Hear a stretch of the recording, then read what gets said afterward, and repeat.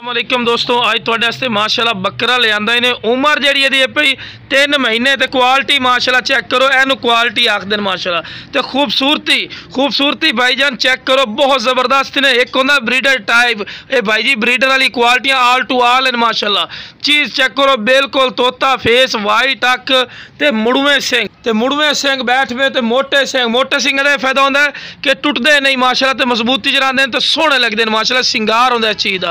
ते देखो ना खूबसूरती, ते देखो थल्ले तक माशाअल्लाह झालर भी चेक कर रहे हैं माशाअल्लाह। जी वच्छां दी होंदी है, यह चीज़ होंदी है माशाअल्लाह रखण वाली क्वालिटी वाली। जेड़े वजन करते हैं 160 किलो 200 किलो वजन करते हैं, तो इनामी ग्रामी माशाअल्लाह बकरे बनते हैं भाई। यह चीज़ आउंदियां ने ते माशाअल्लाह चेक कर रहे हैं, बिल्कुल चमकदार पशम चंगी वेल ते दूए नंबर ते एक होर भी तुहानूं दस देवां, पैर भी माशाअल्लाह चेक कर रहे हैं, मोटे पैरों का यह फायदा होंदा है कि जदों बकरा वजन वाला बनता है पिया ना, वजन वाला तो उदों वजन चाहिए पिया, क्योंकि उसका वजन अपना ज़्यादा हो जाता है तो बाहर हो जाता। मोटे पैरों का फायदा यह होंदा है कि कल जो बकरा वजन वाला बनता है तो पैर विंगे नहीं होंगे, ठीक है ना। एक क्वालिटी होंदी है पई इस बकरे की, ठीक है ना।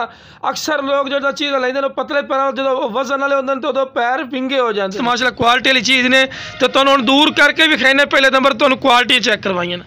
तो लो जनाब और तुहानूं दूर करके विखाया कि माशाअल्लाह चीज़ है, इसनूं चीज़ ही आखदे ते क्वालिटी माशाअल्लाह इसनूं आखदे। बहुत ज़बरदस्त माशाअल्लाह क्वालिटी वाला माशाअल्लाह बकरा ही ने पिया। जिस भाई नूं इंशाअल्लाह चाहिए हो, स्क्रीन ते नंबर चलता पिया सी, उस ते राबता कर लवे। तो माशाअल्लाह बहुत ज़बरदस्त क्वालिटी वाला माशाअल्लाह ही ने पिया इंशाअल्लाह। जेड़ा भाई रखसी इंशाअल्लाह याद रखसी, ये वो बकरा है पिया जेड़ा तकरीबन 150 kg 200 kg वजन कर दें, तो इनामी ग्रामी माशाअल्लाह बनते पे।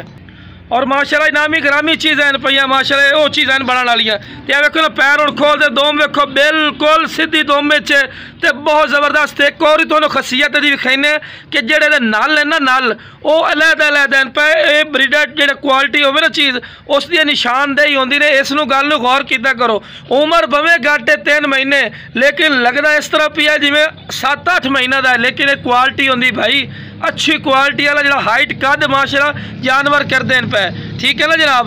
तो हुण तुहानूं नल भी विखाने दे कि फोटवे नल ने। फोटवे नल का यह फायदा होंदा है कि वह ब्रीडर टाइप नहीं, ब्रीडर वाली क्वालिटी होंदी है माशाअल्लाह।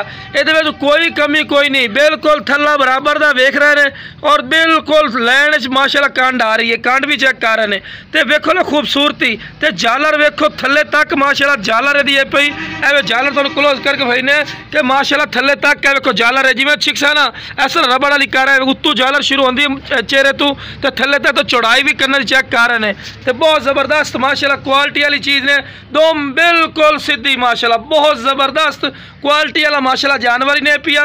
जेड़े भाई इंशाअल्लाह चाहिए होवे, स्क्रीन पर नंबर चलता पिया होना, उस पर राबता करके इंशाअल्लाह लै सकदा है। तो चीज़ ही माशाअल्लाह चेक कर दें, बहुत ज़बरदस्त माशाअल्लाह आला क्वालिटी की माशाअल्लाह चीज़ ने। तो टोर फेर के भी खा रहे, दोम बिल्कुल लो जनाब माशाअल्लाह क्वालिटी वाली चीज़ ने, ए प्लस क्वालिटी वाली।